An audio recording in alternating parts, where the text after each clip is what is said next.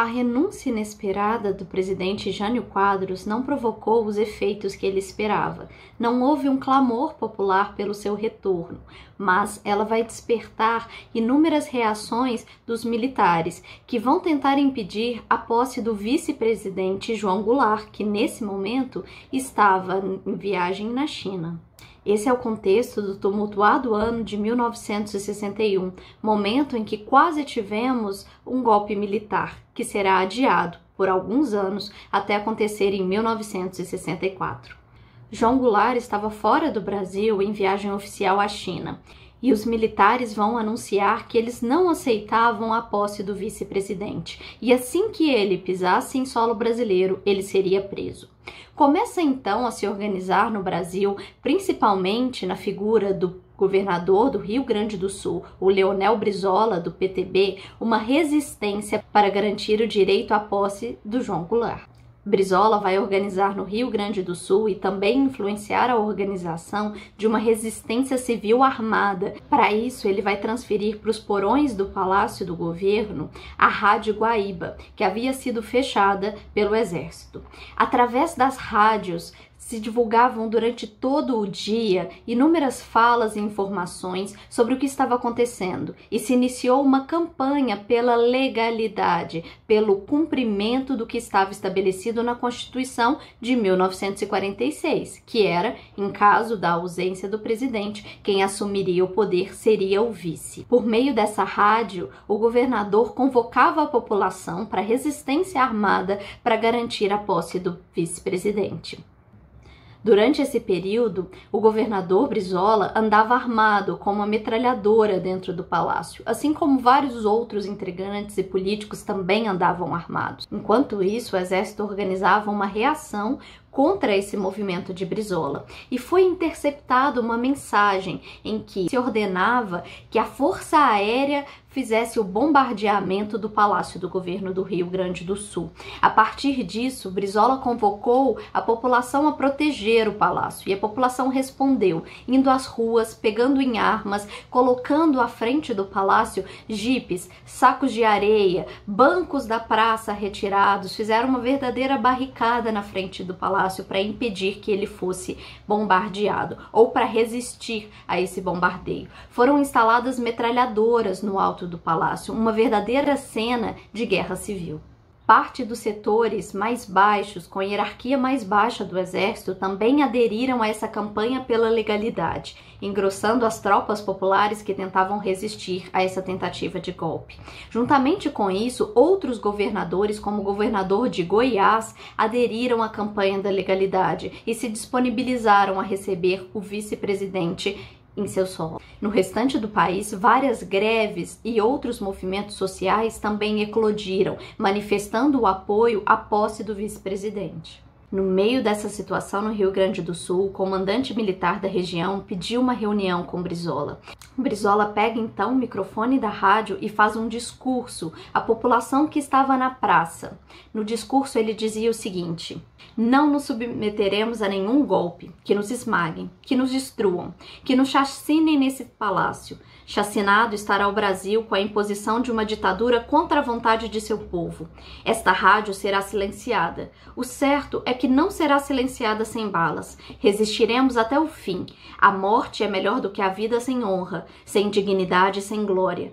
Podem atirar, que decolem os jatos, que atirem os armamentos que tiverem comprado à custa da fome e do sacrifício do povo.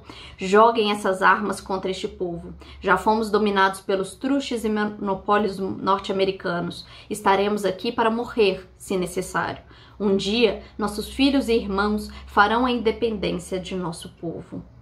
Após esse discurso de Brizola, cerca de 50 mil pessoas se aglomeraram na praça em frente ao palácio, e o palácio não foi bombardeado. Toda essa movimentação popular faz com que alguns generais do exército se posicionem contrários ao impedimento da posse de João Goulart. E é isso que o comandante do exército avisa Brizola nessa visita ao palácio. Nesse contexto, o Congresso Nacional também se movimentava e encontrou uma saída que tentava fazer uma conciliação entre esses diversos setores, que era a adoção do parlamentarismo para o Brasil. Isso iria diminuir os poderes reais que Jango teria no poder, mas foi uma solução para a crise daquele momento. Com isso, foi possível a posse em 7 de setembro de 1961 de João Goulart, ou Jango, como ele era conhecido, que vai ser o último presidente civil antes do golpe militar de 1964. Esse é o canal Crítica, História e Literatura. Se você se interessa por esses temas, se inscreva no canal, deixe aqui o seu comentário e continue nos acompanhando. Durante o vídeo de hoje, nós vamos entender melhor como foi todo esse período turbulento do governo de Jango e quais foram as movimentações e as preparações que deram origem ao golpe militar, que acontece em 31 de março do ano de 1964. Um golpe que vai durar 21 anos de ditadura no nosso país. Qual era o contexto econômico desse momento no Brasil, o ano de 1961? Nós tínhamos vários problemas, dentre eles uma inflação extremamente alta e descontrolada, uma dívida externa elevada e o descontrole nas contas públicas. Junto desse quadro econômico nada favorável, ainda vamos ter algumas questões que diziam respeito à política externa, que era a posição adotada pelo Brasil no contexto da Guerra Fria. Assim como Jânio Quadros, durante o governo de João Goulart, o Brasil não vai adotar uma postura de alinhamento a nenhum dos dois lados na Guerra Fria. Não vai se alinhar diretamente aos Estados Unidos e nem à União Soviética. O Brasil vai adotar, então, uma posição de neutralidade nesse conflito. Durante o governo de Jango, o Brasil vai se posicionar em alguns momentos até contrários aos Estados Unidos, quando, por exemplo, defendia o fim das sanções econômicas, do embargo econômico que os Estados Unidos impunha a Cuba. E é claro que esse modelo de política externa independente incomodava bastante os Estados Unidos. Afinal de contas, o Brasil tinha uma posição muito estratégica no contexto geopolítico da América do Sul, sendo o maior país da América do Sul. Outra questão que também se colocava nas discussões econômicas e políticas naquele momento era da presença de capital estrangeiro nas nossas empresas e como esse capital seria regulado pelo Estado. Muitos defendiam que esse capital estrangeiro presente nas multinacionais, ele deveria ser limitado aos setores que não eram estratégicos da nossa economia e da nossa soberania. E defendiam também que a remessa de lucro, a quantidade de lucro que se mandava para o exterior dentro dessas empresas multinacionais, ela deveria ser limitada, ficando a maior parte desse lucro dentro do nosso país. Outros setores vão defender uma economia aberta aos capitais estrangeiros. Essa vai ser uma posição defendida por alguns setores militares e também por uma parcela do Partido Conservador, a UDN. No campo social, esse era um momento também de extrema agitação e de formação de novos atores políticos, sociais, que iriam reivindicar reformas, mudanças e transformações na sociedade daquele momento. Nós podemos citar, por exemplo, o papel das ligas camponesas, formadas no Nordeste e que vão se espalhar pelo restante do Brasil, e que vão engrossar os debates e discursos sobre uma questão que vai aparecer bastante durante esses anos, a questão da reforma agrária. Durante a década de 50, as atividades na terra ficaram mais rentáveis. Os lucros produzidos pelas atividades no campo ficaram maiores. Isso fez com que vários proprietários de terra quisessem mudar a forma que eles exploravam as suas terras. E vai alterar a relação desses proprietários com os poceiros ou os meieiros, os camponeses que habitavam essas terras, por meio de acordos ou contratos em que eles podiam habitar e produzir nessas terras em troca de quantias fixas de dinheiro ou de produção para esses latifundiários. Além disso, com o contexto da maior urbanização e da industrialização, houve um grande deslocamento de pessoas que moravam no campo para cidades. Esse trânsito de pessoas do campo para a cidade vai colocar em contato ideias do movimento sindical, de luta pelos direitos dos trabalhadores que vão chegar até o campo. E isso vai fazer com que diversas organizações comecem a surgir, organizações sindicais de trabalhadores rurais, que não tinham muitos dos seus direitos assegurados ainda. As ligas camponesas vão ser primeiro fundadas em Pernambuco e vão ter na figura do advogado Francisco Julião uma das suas maiores lideranças. A principal reivindicação das ligas que organizavam esses camponeses, poceiros, meeiros, etc., era principalmente o tema da reforma agrária.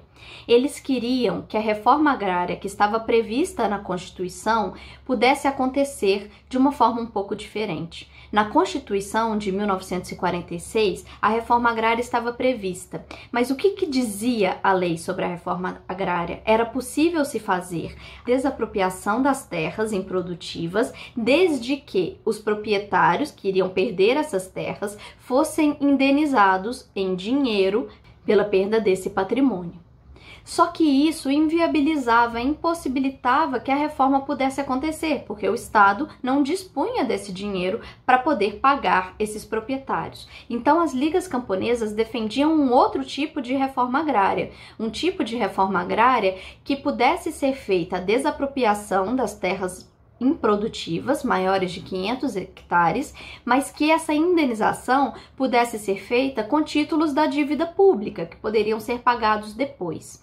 Essas terras desapropriadas, na defesa das ligas camponesas, deveriam ser distribuídas para esses camponeses, sem custos para eles. Os poceiros receberiam a propriedade das terras e ela também incentivava a organização de cooperativa para que essas pessoas pudessem produzir juntas e conseguirem ter condições de vender essa produção de uma forma melhor. Esse tipo de reforma agrária não era a reforma agrária defendida pelo PSD, que era um outro importante partido do momento. O PSD defendia a reforma agrária que estava na Constituição. Já os proprietários de terra, eles não queriam nenhum tipo de reforma agrária, nem o tipo em que eles poderiam ser indenizados imediatamente e muito menos o tipo proposto pelas ligas camponesas e pelos grupos políticos mais à esquerda, que era uma reforma agrária sem indenização imediata. Esses proprietários de terra, eles vão começar a se armar e a combater os movimentos de trabalhadores e de camponeses rurais, principalmente a partir do ano de 1963. E nós vamos assistir, ao longo desse tempo, diversos assassinatos dessas lideranças camponesas que tentavam lutar por condições de trabalho e vidas mais justas no campo. João Goulart defendia a reforma agrária e defendia também um conjunto de outras reformas que eram chamadas de reformas de base, que seriam reformas em diversos setores da sociedade. A primeira delas, a reforma agrária. Em seguida, vinha a reforma urbana, que tentava conter o crescimento desordenado das cidades, tentava também administrar algumas questões da periferia e trazia a possibilidade da perda da propriedade de alguns imóveis que estavam alugados para aquelas famílias que pagavam aluguel e moravam nessas propriedades, o que vai desagradar bastante alguns setores da sociedade, inclusive a classe média que tinha imóveis. No campo político, as reformas de base defendidas era a inclusão dos analfabetos e dos oficiais de baixa patente das Forças Armadas na possibilidade de poder votar. No campo econômico, as reformas propostas por João Goulart era de uma maior intervenção do Estado na economia, de medidas nacionalistas de defesa das empresas nacionais frente à concorrência das empresas estrangeiras, da regulação da remessa de lucros enviados para o exterior dessas empresas multinacionais. E também da manutenção dos setores estratégicos da economia, como, por exemplo, energia, transporte, no Estado. No início de seu governo, João Goulart achou que seria possível estabelecer um gabinete de conciliação entre os três principais partidos políticos daquele momento. O PTB, que havia sido o partido que mais tinha crescido desde 1945, o PSD e a UDN, que tinham encolhido de tamanho com o crescimento do PTB, mas que ainda eram extremamente importantes para essa discussão política. Os acontecimentos durante os anos de governo de João Goulart vão mostrar que não era possível essa conciliação, porque muitos interesses diferentes estavam se chocando naquele momento. E nesse momento, no ano de 1961, houve uma formação de uma coalizão na esquerda que tentava aprovar essas reformas de base. E a primeira delas, a que eles queriam aprovar em primeiro lugar, era a reforma agrária.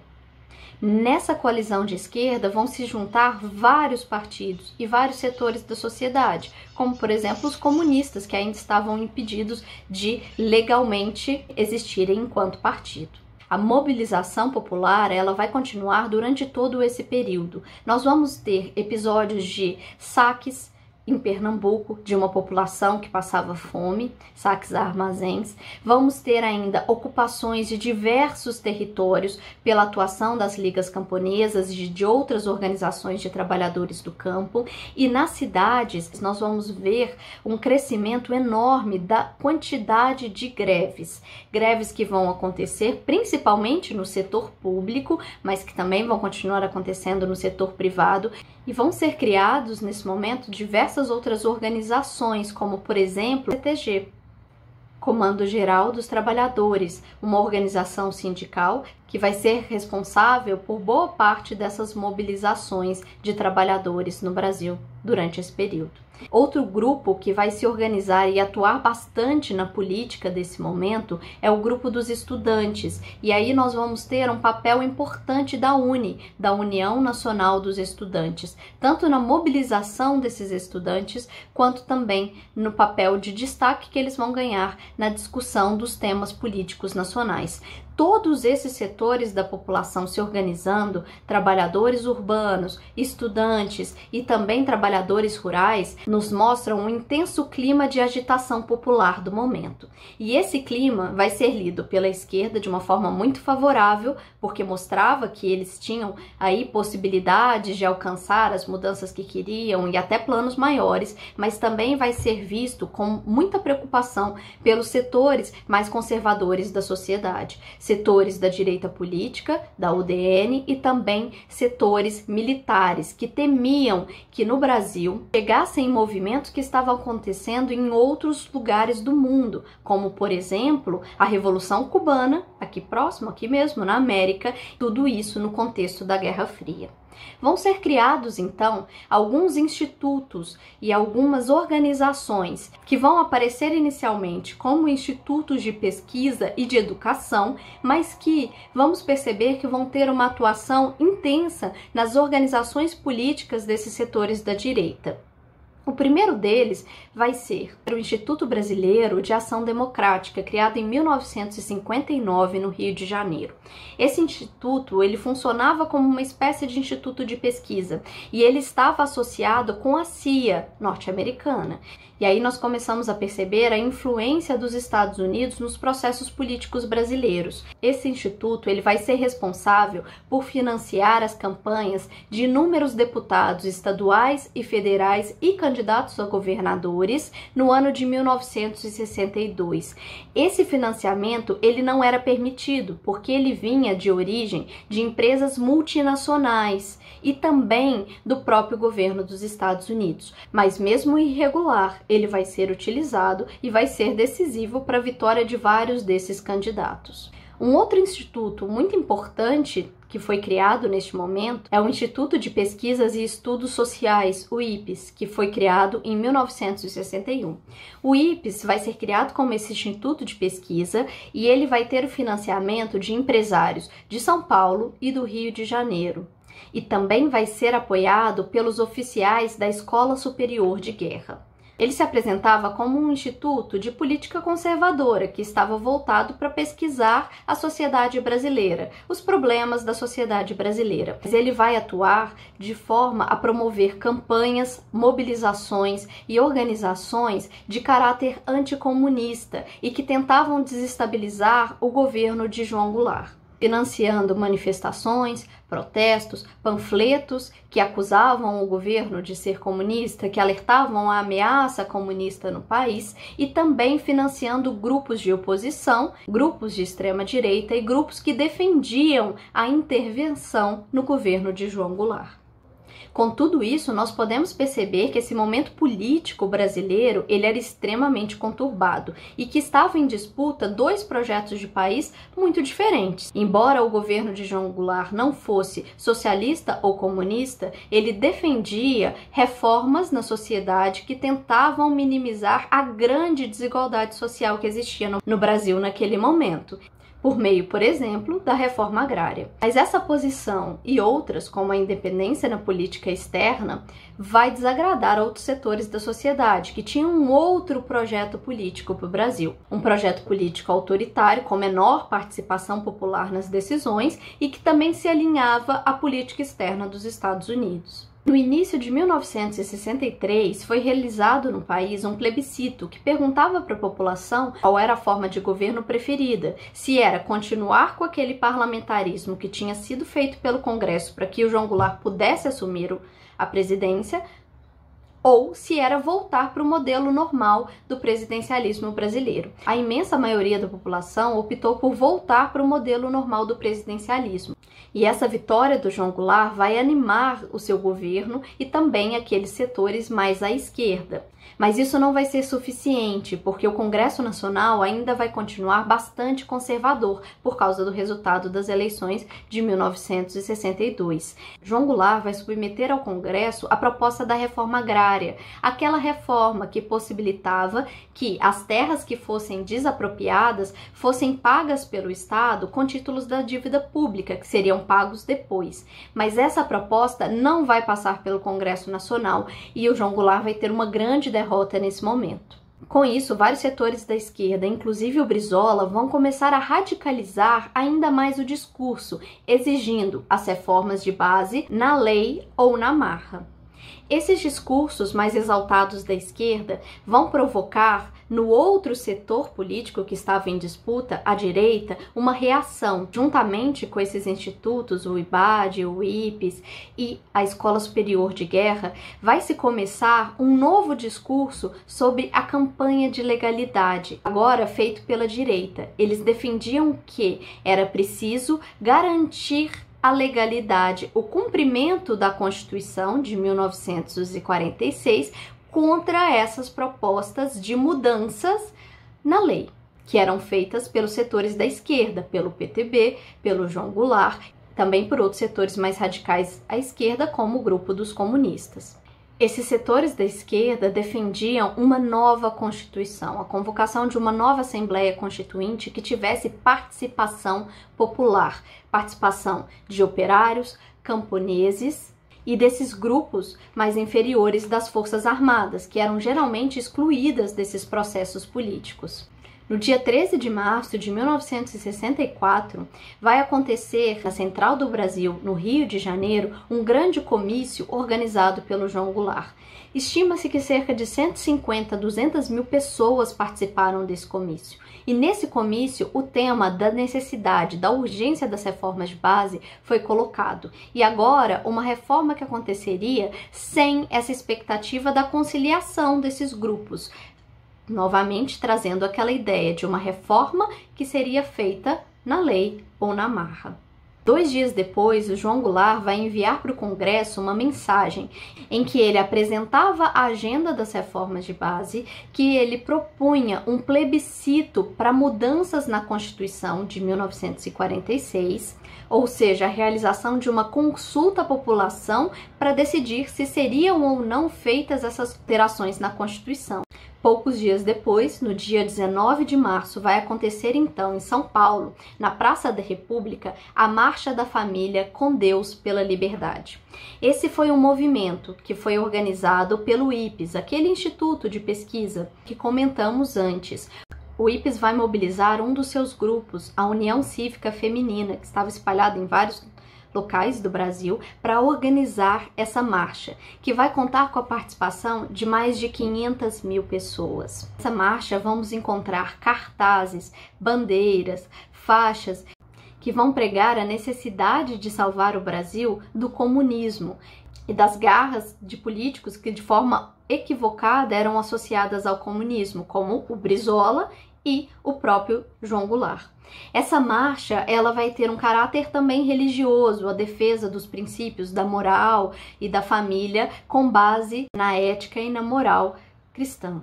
Era uma marcha, então, contrária ao governo do João Goulart, pela defesa do país contra a ameaça do comunismo e pedindo a intervenção militar para o contexto político brasileiro. Mas quem eram essas 500 mil pessoas que participaram dessa marcha em São Paulo? Eram setores da sociedade ligados principalmente à classe média, mas também contando com outros grupos da população. Setores que tinham medo, que tinham uma aversão à organização dos trabalhadores, seja nas cidades ou no campo, e que também estavam sofrendo os efeitos da grande inflação que empobrecia a classe média e outras classes do nosso país. A Marcha da Família com Deus pela Liberdade vai ser o primeiro desses grandes protestos que vão acontecer e que vão continuar acontecendo até o dia 31 de março e também depois do dia 31 de março, mostrando que houve um apoio de certos setores da sociedade brasileira ao golpe militar que foi realizado neste ano. Ao mesmo tempo, nós vemos também que há uma grande mobilização popular num lado contrário a esse golpe. No dia 25 de março, o ministro da Defesa vai mandar prender oficiais da Marinha que estavam comemorando o aniversário da fundação de uma organização da Marinha que lutava por direitos e melhores condições dos marinheiros, uma classe que historicamente, dentro das Forças Armadas, sempre tiveram péssimas condições de trabalho, de remuneração e de direitos. Essa ordem de prisão a 40 marinheiros que faziam parte da Associação de Marinheiros e Fuzileiros Navais do Brasil, ela vai ser recebida pelos marinheiros de uma forma muito negativa. E eles vão, em resposta a essa ordem de prisão, se agruparem na sede do Sindicato dos Metalúrgicos no Rio de Janeiro e vão ficar lá, amotinados, contra essa decisão. O ministro da Defesa vai enviar tropas para dissolver esse movimento, mas essas tropas não vão ter sucesso. Inclusive, alguns soldados que faziam parte delas vão se unir ao movimento dos marinheiros. O João Goulart, que estava no Rio Grande do Sul nesse momento, vai voltar às pressas para o Rio de Janeiro, vai demitir o ministro da Defesa e vai anistiar esses marinheiros que se revoltaram. E isso vai ser visto pelo Exército, pelos setores superiores das Forças Armadas, de uma forma muito negativa, porque essa ação dos marinheiros, ela foi interpretada como um caso de insubordinação, um caso de quebra na hierarquia do Exército, de desobediência. E quando o presidente anistia esses marinheiros revoltosos, é como se ele estivesse afrontando o Exército. E esse movimento vai acelerar o golpe que já estava sendo planejado, que já estava sendo gestado. Então, no dia 31 de março, um general do Exército de Minas Gerais, o Major Olimpo Mourão Filho, de Juiz de Fora, vai ordenar que a sua tropa marchasse em direção ao Rio de Janeiro para depor o presidente.